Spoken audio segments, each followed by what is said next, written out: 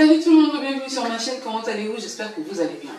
Alors dans la vidéo d'aujourd'hui, je vais vous parler d'une histoire que tout le monde connaît. Excusez-moi pour les petits bruits que vous allez entendre. À tes souhaits chérie. Et l'enfant là qui est là, je sais pas où il est blessé. Donc fallait seulement que je mette. Fallait seulement qu'il soit là. Il est sous mes pieds en train de jouer. Concentre-toi. Reste concentré.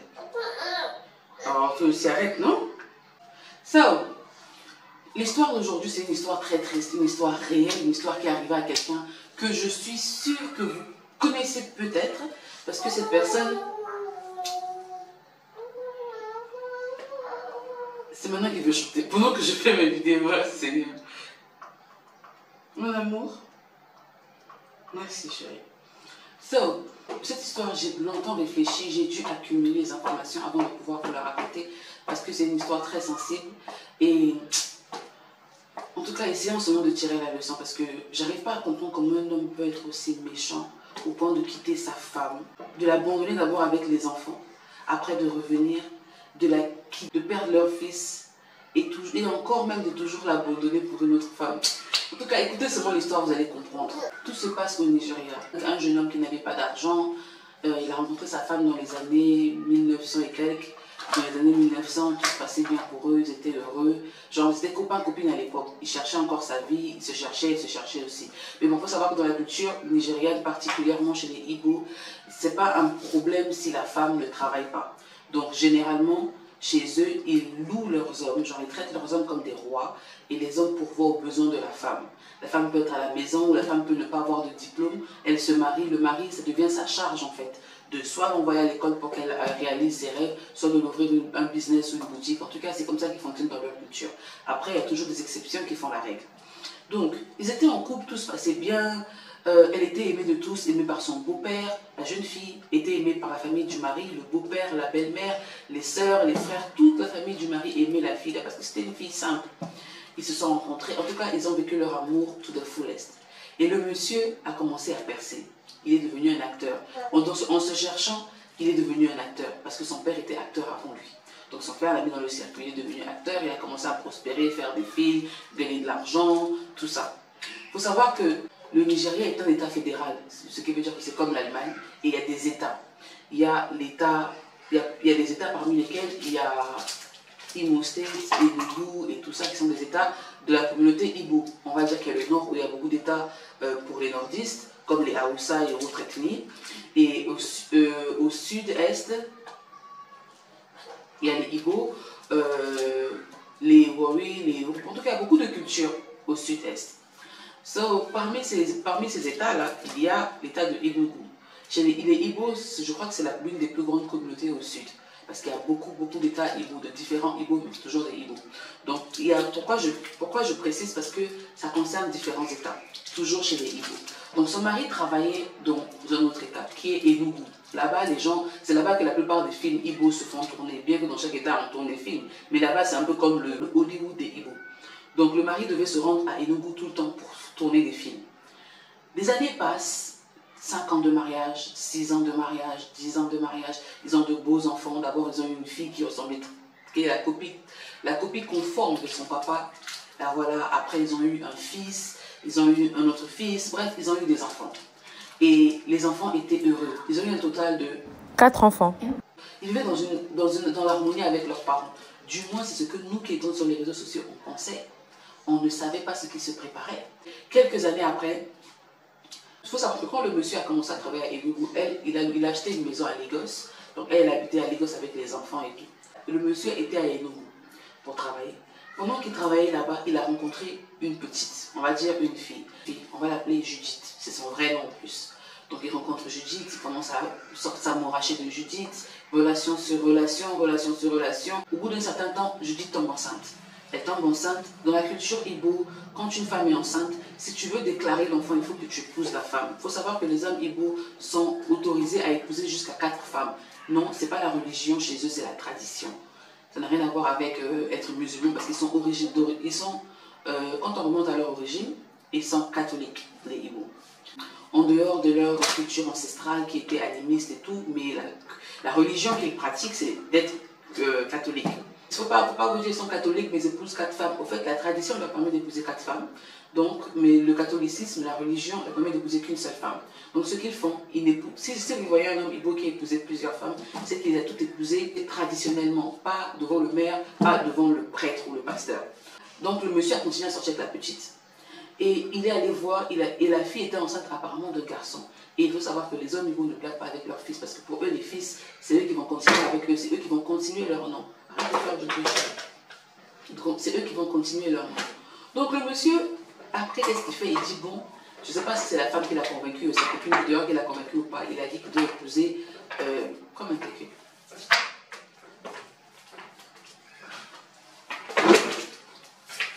Stay with him there, because it's making too much noise. Okay.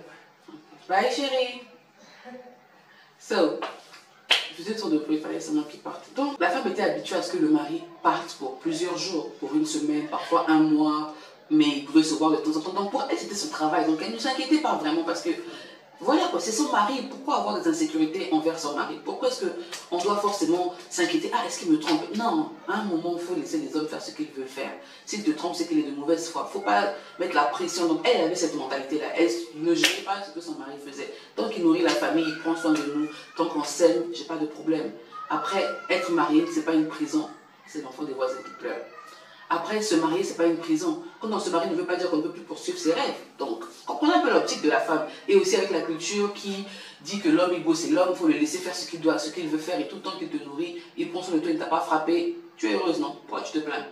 Donc, la copine du dehors, avec ses parents, on dit, tu dois épouser notre fille si tu veux reconnaître l'enfant. Déjà, elle est enceinte d'un garçon. Ok, tu dois l'épouser et tout. Donc, lui, maintenant, il commence à réfléchir à comment faire. Parce que c'est vrai qu'il a le droit d'avoir plusieurs femmes, mais c'est une discussion que tu dois avoir avec ta première femme. Ou bien c'est généralement quand ta première femme se comporte mal, ou ne te donne pas un fils, vous voyez. Donc il fallait quand même qu'il en parle à sa femme. C'est un peu comme chez les musulmans, ta première femme doit accepter que tu prennes une deuxième femme. Le monsieur dit, non, je ne vais pas dire à ma femme.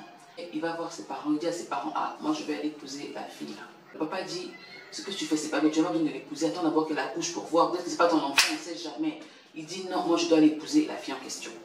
Donc le papa l'a suivi avec quelques oncles sont allés chez les parents de la fille comme la tradition demande et ils ont déposé le vin. Ils ont fait le mariage traditionnel. Un mariage traditionnel tellement bizarre qu'aucune photo n'a été prise ce jour. Jusqu'à ce jour, il n'y a aucune photo qui circule sur ce mariage-là. Pour vous montrer à quel point c'était plein de maloya. Pas de bonnes intentions. Et elle savait que ce qu'elle faisait était mauvais. Ils ont fait ça le samedi, dimanche. La femme, en fait, de son côté, elle sentait qu'il y a un truc qui n'allait pas, mais elle ne savait pas quoi. Elle appelle le gars n'est pas joignable. Elle appelle le gars n'est pas joignable. Lundi matin, quelqu'un qui l'appelle pour l'informer que, ah, est-ce que tu sais que ton mari s'est marié? Elle dit, pardon. Est-ce que tu sais que ton mari a épousé une fille, voilà, la fille de Enugu, voilà. Elle dit, pardon. Elle se lève de la chaise. Elle était assise. J'étais là, j'ai vu. Elle se lève de la chaise. J'étais pas là, je regarde. Elle dit, mais qu'est-ce que tu me dis? Oh, ton mari épousé. Elle dit, hé, le gars, qu'est-ce qu'il me fait comme ça? Elle appelle le gars, personne ne répond. Qu'est-ce qu'elle fait? Elle descend maintenant à Enugu. Elle descend maintenant dans le village natal du mari, là où la famille du mari vit, son papa, là où chez ses beaux-parents en fait. Elle va voir son beau-père. Son beau-père lui dit, je suis désolée, moi-même j'ai mal au cœur, je ne voulais pas, mais qu'est-ce que je vais faire? C'est mon fils.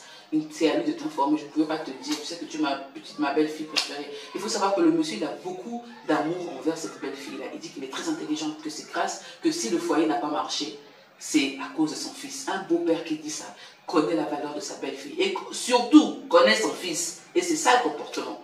Bref, donc les gens commençaient à parler, les gens commençaient à dire, oh baby. What happened? I'm doing a video, I'm making noise. Why are you doing this now? Who is making noise? You and baby Juju. Can you imagine? Kim has scatter my video. I'm restarting, baby, go on, please. Let me just finish my video. Oh no. Let me finish my video. What do you want? Have you made the food for me? Yes, you said you want tea, right? Let me finish what I'm doing, please. I'm coming. Can you close the door? Thank you, baby. Babe! So, désolé. Donc, le monsieur, maintenant, qu'est-ce qu'il dit? Le beau-père était déçu, il était blessé parce qu'il pouvait voir la douleur dans le regard de sa belle-fille. Sa belle-fille qu'il aimait tant, sa belle-fille qu'il chérissait. Il faut savoir que parmi toutes ses belles-filles, il aimait beaucoup la fille. Parce que, j'ai oublié, lui et le père de la fille étaient de très bons amis aussi. Et c'est un truc qui compte beaucoup chez les Igbo. Genre, il faut que... En fait, généralement, ils ne font pas des mariages basés sur l'amour. Genre, c'est pas parce que je t'aime que je vais forcément t'épouser. C'est surtout... Ils épousent les femmes qu'ils aiment. Ça ne veut pas dire qu'ils n'aiment pas la femme. Mais c'est surtout les relations qu'il y a entre parents, entre amis. Souvent, c'est un tel connaît un tel, on se met en couple, on voit ce que ça va donner, l'amour vient, l'amour naît comme ça. Donc, il y a des traditions comme ça, c'est pas à juger. So, faut savoir que lui, c'est la fille de son meilleur ami. Et il avait une très bonne relation avec son ami. Son ami était d'une... Genre, il connaissait son ami, il savait l'éducation que son ami donnait à sa fille. Donc, en tout cas, tout ça comptait. Il aimait beaucoup la fille en question. Il était même déçu des choix du fils. Au point où même, à un moment, il a même chassé la fille, la deuxième femme que le fils a mariée, là, quand elle est venue les voir à la maison. Il l'a chassée comme... Continue seulement, nous allons comprendre ce qui s'est passé. Et puis encore, physiquement, il faut savoir que c'est carrément le jour et la nuit. D'autres vont me dire, oui, après ton enfant, elle s'est négligée. Regardez à quoi elle ressemble. Regardez à quoi la peau ressemble. On dirait une jeune fille de 16 ans. Je pourrais même lui donner 12 ans, tellement elle est encore fraîche. On dirait même pas une maman de 3 enfants, de 4 enfants même. On dirait et regardez à quoi l'autre vous ressemble. Dites-moi. Ou bien le monsieur, il a toujours aimé les apouchous et il s'était trompé, ou je ne comprends pas. Il aime la viande, il allait prendre l'os. Je ne comprends pas. Bref. C'est passé juste pour rigoler, hein. Ne soyez pas offensés. Si jamais un jour vous voyez cette vidéo et que vous comprenez français. Donc le papa a demandé pardon à la fille est repartie à Lagos. La fille a dit non, je ne peux pas prendre ça. Il ne peut pas m'imposer un mariage, une deuxième femme. Tout le monde sur les réseaux est en train de dire oui, c'est parce que tout le monde a su maintenant. Sur les réseaux, sur les Peus, Ghana, sur les blogs, là, sur Instagram, tout le monde en parlait. Et les gens disaient même toi supporte seulement parce que tu sais que c'est comme ça chez les Igbo, pourquoi tu viens te plaindre, pourquoi, supporte seulement, reste dans ton foyer, parce qu'elle avait dit qu'elle ne veut pas. Elle ne veut plus du mariage, elle veut partir. C'est là que les problèmes ont commencé. En fait, les gens commençaient à dire non, reste dans ton foyer, tout ça. Et ce qui me dépasse dans l'histoire, c'est que la copine du dehors, là, qui est devenue femme, parce qu'on l'a épousée maintenant, elle est devenue femme. Elle passe son temps à poster le mari, genre. Et elle a même changé son nom sur Instagram, Madame Tante Yul, elle a mis le nom du monsieur. Elle a mis, genre, elle claim, genre, elle demande son droit de femme, quoi. Je suis aussi la femme de quelqu'un. Je dis, mais attendez, où va le monde? Pourquoi il n'y a même pas un peu de sensibilité dans le cœur des femmes? Il faut savoir encore que plus tard, on a découvert que cette copine du dehors là était mariée et que c'est le mari de la femme là qui l'a aidé à quitter la maison de son mari. Imaginez la honte sur la famille. C'était un acteur renommé, il a une voix grave. Quand il parle, il est très... Sa voix vous donne des frissons. Mais maintenant, avec toutes les bêtises qu'il a fait, il n'y a plus de valeur sur son nom. Les gens le regardent, ne le respectent même plus. Vous allez dire que c'est une figure publique, les gens quand ils s'habituent à une image de toi, une fois que tu n'es plus comme ça, ils te valorisent plus. C'est pas ça en fait. Il a gâché sa réputation. Même pas en trompant sa femme. Même pas en trompant sa femme, même pas en ayant un enfant dehors. Ça encore, c'est vrai, mais on laisse ça de côté. C'est son comportement à lui-même, pas de classe. Vous sentez que la classe dans sa vie, c'était la femme. Là, il y a des hommes, hein. Quand tu quittes ta femme, tu perds les bénédictions que Dieu a. Il y a des gens même, Dieu nous a bénis chacun, c'est vrai. Mais le mariage, 1 plus 1 forme 1. Le 1 là, c'est un grand 1. C'est un 1 unique. Vous devez prospérer quand vous êtes en couple. Si ça ne marche pas, c'est qu'il y a un petit truc qui ne marche pas qu'il faut juste ajuster. Mais il prospérait avec elle en fait. Il faut savoir qu'il a connu quand elle n'avait rien, mais il a laissé la dame. J'ai pas fini l'histoire, hein. C'est pas que je conclue déjà, non. Là, vous allez voir comment sa vie a dégringolé. Il est parti de son apogée, de son sommet à son déclin, à sa chute libre. Le monsieur, la femme le postait maintenant, voilà. Elle allait même commenter sur les photos de la première dame. Oh non, Seigneur, en anglais veut dire ma grande sœur, genre ma grande, non, celle qui était là avant moi. Le manque de respect, est-ce qu'on peut faire ça à Dama? Donc tout le monde l'insultait, répondait non, je suis sa femme légitime, arrêtez de me manquer de respect. Donc elle demandait son droit de femme. L'autre femme là-bas a dit je n'accepte pas. Parce que accepter comme deuxième femme veut dire que si jamais il y a une cérémonie, elle sera à droite, je serai à gauche de mon mari. C'est pas possible. L'homme avec qui j'ai souffert, on a tout construit ensemble, même si. Et les hommes généralement ont tendance à dire qu'est-ce que tu as fait? C'est moi qui travaillais. Qui te supportait quand tu pleurais la nuit? Qui t'encourageait? Qui te disait non, fais ça, ne fais pas ça? Qui était derrière? Qui te conseillait le soir? Qui était là à te soutenir quand tu voulais baisser les bras? Les hommes ont souvent tendance à oublier que le soutien de la femme est très important. Parce que qui marie une mauvaise femme va souffrir toute sa vie. Mais qui marie une bonne femme va en profiter parce que on apporte quelque chose à l'homme. Mais le monsieur n'a pas cru. Le monsieur dit, ah, l'histoire me dépasse, je suis seulement traumatisée. Je ne sais pas si je dois continuer l'histoire ou je dois continuer à donner mon point de vue. Bref, le monsieur a continué à s'exhiber avec l'autre copine. Donc il y avait des blogs et ce qui me dépasse encore, il commençait à faire les ads, les publicités sur sa page. Il disait maintenant, si vous voulez que je fasse votre publicité, non, donnez-moi 20 000. Publicité, faisait publicité de tout, publicité des trucs. En fait, imaginez un peu Brad Pitt, qui est là, son mariage n'a pas marché, il a trompé sa femme, tout ça. Et la copine et la fille avec qui il trompe sa femme commencent à le conseiller. C'est elle qui a dit ça en lui, parce que vous voyez, la fille, c'est vraiment le comportement du village un peu. C'est elle qui nous le conseillait comme ça. Je n'accuse pas parce que c'est une femme, mais parce que faut réfléchir. Il faut du hors common sense pour comprendre. Le monsieur commençait à mettre des trucs genre publicité 50 000. Imaginez un peu Brad Pitt faire ce genre de choses. Brad Pitt commence à dire voilà, il est en train de train, tout le monde parle de lui, il est dans un clash et tout ça. Et il profite de ça pour faire de la publicité, c'est compréhensible. Maintenant, la pub qu'il fait, au lieu de faire les pubs de motards, des voitures et tout, il va faire oh non, il y a une petite qui vend des déodorants de 1500, voilà la publicité, ça marche, hein, c'est très bon. Regardez, le monsieur a tué son charisme comme de la blague. Là n'est même pas la question. Après, il y a une rumeur qui est sortie comme quoi l'enfant, la copine du dehors a accouché. Une rumeur est sortie comme quoi l'enfant du dehors, l'enfant là, c'est pas son enfant. Il a fait les tests, apparemment il a même quitté la copine en question. Il est resté avec sa femme. Entre-temps, hein, genre pendant un petit moment, genre disant 2 semaines, je ne sais pas si c'était pour nous embrouiller ou quoi. Quelques temps après, sa femme là, même quand elle demandait le divorce, c'était avec humilité. Elle n'est pas venue sur les réseaux pour venir dire je ne veux plus de lui, c'est un compte. Non, elle n'a rien dit sur le monsieur. Elle a juste dit je n'accepterai pas comme épouse un foyer polygame. Je ne veux pas de ça, je préfère partir. Une femme pleine de classe. Même si les femmes sont manipulatrices, elles sont aussi douces et attachantes. Celle-là, c'était carrément le synonyme de la douceur et de la douceur simplement. Elle est venue, elle a dit à son mari, elle écrivait en fait, et elle n'a même pas répondu aux gens, elle écrivait parce que les gens l'harcelaient. Et elle écrivait pourquoi elle ne veut pas en fait, et puis elle a dit, je n'ai pas parlé de mes problèmes de mariage ici, mais voilà, point. C'était le seul commentaire qu'elle a fait sur son mariage. Quelques temps après, elle avec son mari, bam, le mari repart avec l'autre fille. Le mari repart et reste avec l'autre fille encore. Elle revoit encore les vidéos, après tout retombe encore que non, ils sont en couple. Elle a dit, écoute, hein, pardon, la bouille, je ne veux plus faire la relation, je refuse, c'est fini. Son fils jouait au basket, son fils aîné. Pas le premier enfant, mais le premier fils. Jouait au football, pardon. On l'appelle, on dit, non, ton fils qui joue au football sur le terrain, c'est évanoui. Arrêt cardiaque. Oh non, je ne sais pas quoi, pulmonaire. Elle dit, mais qu'est-ce qui se passe? C'est quoi ça? Elle va prendre l'enfant, elle va à l'hôpital emmener l'enfant. L'enfant est mort. L'enfant est mort, maman. Le papa n'a même pas fait un seul post sur la mort de son enfant. Mais il faisait des posts avec sa copine du dehors, sa deuxième femme. Les gens commençaient à me dire, mais attendez, quel homme insensible. D'autres même commençaient à douter même de la sincérité de la femme. Peut-être que la femme a fait un truc au mari qui l'a tellement déçu. Mais qu'est-ce qu'on peut te faire qui va te pousser à ne même pas pleurer ton fils? Il va dire qu'il ne veut pas pleurer en public, alors qu'il poste, c'est son bonheur. Si au moins il ne disait rien, on saurait que oui, il est en train de pleurer son fils. Il ne disait rien sur son fils, mais il postait l'autre fille. Et l'autre fille venait d'avoir aussi un fils. Il faut savoir que chez les Igbo, comme je disais tout à l'heure, avoir un fils, c'est une réalisation. Tu as une part dans l'héritage du mari. Et imaginez un peu la douleur de ça. La femme était en train de pleurer son fils partout.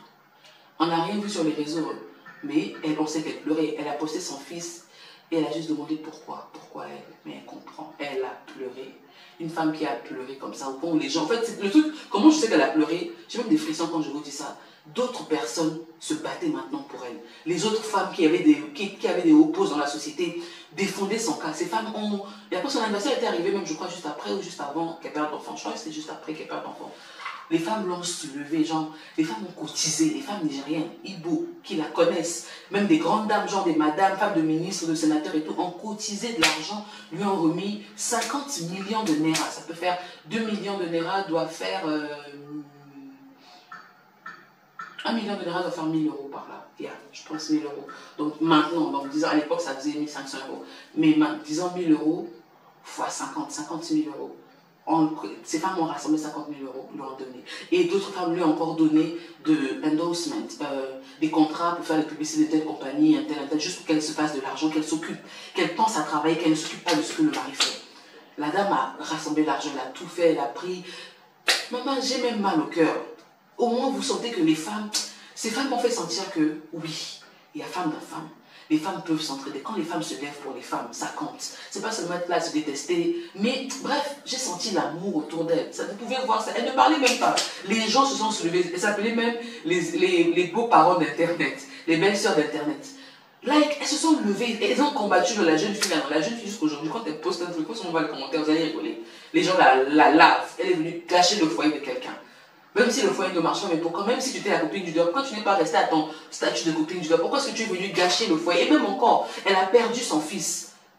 Genre, on lui même conseille le mari de ne pas poster, de ne pas te poster, de faire au moins semblant même. Il ne peut pas faire semblant, tellement ils sont foutés en fait. Après, on n'était pas dans son cœur, peut-être qu'il avait mal aussi, c'est son sang. Mais quand même, arrêtez à un moment. Ça nous a tous fait mal, nous les sœurs, nous les belles sœurs, nous les belles sœurs d'Internet. On a eu mal, même si je n'ai pas donné l'argent, au moins je l'ai soutenu. Je disais, je parlais d'elle autour de moi, j'étais contre ce que la fille la faisait. Et c'était vraiment méchant, sincèrement. On ne connaît pas le fond de l'histoire, mais c'est ce qu'on voit sur les réseaux sociaux que je vous ai ramené ici, parce que c'est en anglais que beaucoup d'entre vous ne comprennent pas anglais. C'est que je vais venir traduire, je vais venir vous dire. Au fait, l'histoire là, c'est l'histoire de Yul Edochie, le fils de Pete Edochie, et de sa femme. C'est vraiment dommage, c'est vraiment, vraiment dommage. Et même en politique, on ne s'arrête pas là. Bon, quand le fils est mort, elle faisait toujours des vidéos avec le gars, toujours chez, oh non mon chéri, oh non le patron des patrons, gare à bagarre, gare à mono, genre le patron, genre le roi des rois, toi tu es un roi sur la terre, quand tu marches, les éléphants tremblent. Elle faisait des vidéos comme ça, il faut savoir que les Igbo ils aiment beaucoup quand on les loue comme ça, mais quand même, c'était de trop quoi, c'était quand même de trop. Genre elle encourageait l'homme dans sa bêtise, et il n'y a que elle pour l'encourager parce que personne ne le supportait, personne ne l'encourageait. Vous les hommes vous êtes aussi facilement manipulables. Parce que souvent le petit encouragement va le faire croire que oui, effectivement, elle l'aime, elle le soutient. Et ce qui m'a encore dépassé, c'est que la fille a posté, elle écrit, je ne sais pas quoi, ils ont célébré leurs 15 ans de mariage, 15 ans, 12 ans de relation. Elle dit, ça fait quoi, 12 ans ou 15 ans de relation que je te connais, mon roi, mon tout, merci pour tout et tout ça là. J'ai dit, pardon, 12 ans. 12 ans dans le mariage de quelqu'un que tu dis ça vaut parce qu'on t'a épousé il y a quelques mois, il y a presque un an. Quel courage, quelle audacité, la Gaule a été là, mais boulaine depuis. Non, je blague, j'aime pas la violence, mais quand même, on ne fait pas ça. C'était méchant. Mais bon, bref. Au lieu de s'arrêter là, ça a continué. On a toujours des pics. À un niveau, ça ne marchait plus pour lui à Enugu là-bas. Qu'est-ce qu'ils ont fait? Ils ont emménagé à Abuja. Abuja, c'est la capitale politique. Arrivé à Abuja, vous serez dépassé. Il y a eu des rumeurs comme quoi ils ont essayé d'acheter des meubles dans une boutique. Et au moment de payer, la copine du dehors, la deuxième femme, pas la deuxième femme parce qu'elle est partie, elle a laissé la place. La femme l'a dit, tu sais pas c'est qui le monsieur là, c'est un chef, voilà, il a beaucoup, c'est une célébrité, il va te payer, on a quand même le compte, on va te payer demain, voilà, livrer d'abord les meubles là, tout ça, monter les meubles, tout ça, livrer d'abord et tout ça, on va vous payer, vous ne connaissez pas, il va fuir où, il va aller où, il a beaucoup d'argent, juste quand même pour le compte là et tout. La dame, ils ont appelé la propriétaire est venue de la boutique, elle a dit pardon, payez avant que ça ne parte. Si vous ne payez pas, enlevez tout ce que vous avez mis dans le camion, pas la voiture, dans le camion pour livrer, enlevez. J'ai l'impression de ne pas avoir bien expliqué la partie là. En fait, c'est quoi? Vous voyez, quand ils ont emménagé à Abuja, ils n'avaient pas de meubles. Ils ont juste pris leurs bagages et ils sont allés. Ils ont tout vendu à Enugu et tout ça. Donc, une fois arrivés à Abuja, ils ont dû trouver une maison. Et quand ils ont trouvé la maison, il fallait bien meubler la maison. Elle était vide. Ils sont allés dans une boutique où on vend les fournitures, genre les fauteuils et tout ça. Et ils ont commencé à choisir ce qu'ils voulaient. Donc, les gens ont commencé à emballer. Comme ils le connaissent, c'est une célébrité. Ils ont commencé à mettre dans le camion pour livrer le même jour. Parce qu'ils sont allés là-bas tôt le matin. Et après, ils ont dit non, on va payer après parce qu'on a un compte. Désolé. Ils ont fait genre, ils voulaient payer, le compte avait un problème. Et ils ont dit non, on va payer après, on livrait seulement, vous inquiétez pas. Donc, tellement ils insistaient que les gens sur place ne pouvaient pas dire non. Ils ont dit attendez, on appelle la propriétaire. La propriétaire est venue. Quand elle arrive, elle dit non, c'est pas possible, pardon, payez avant de partir. Si vous ne payez pas, pardon, hein, je reprends ma marchandise. Et tout ça, déposez. Quand vous avez de l'argent, vous allez venir prendre. Après, ils sont partis. C'était partout sur les réseaux. Imaginez un peu la honte. Un homme qui était respecté de tous. Regardez un peu dans les passés dans lesquels il se met. Finalement, il a obtenu le divorce. Il est là, il s'est avec ses enfants qui lui restent. Et puis voilà, la vie continue. Voilà. En tout cas, voilà la fin de la vidéo. Dites-moi en commentaire ce que vous pensez de cette vidéo. Parce que moi, en racontant l'histoire, je vous ai fait comprendre ce que je pensais de l'histoire en même temps. Donc, pas besoin de faire un résumé. On est arrivé à la fin. Laissez un pouce bleu, abonnez-vous. Et dites-moi en commentaire ce que vous pensez. On se voit à la prochaine pour une autre story time. Abonnez-vous.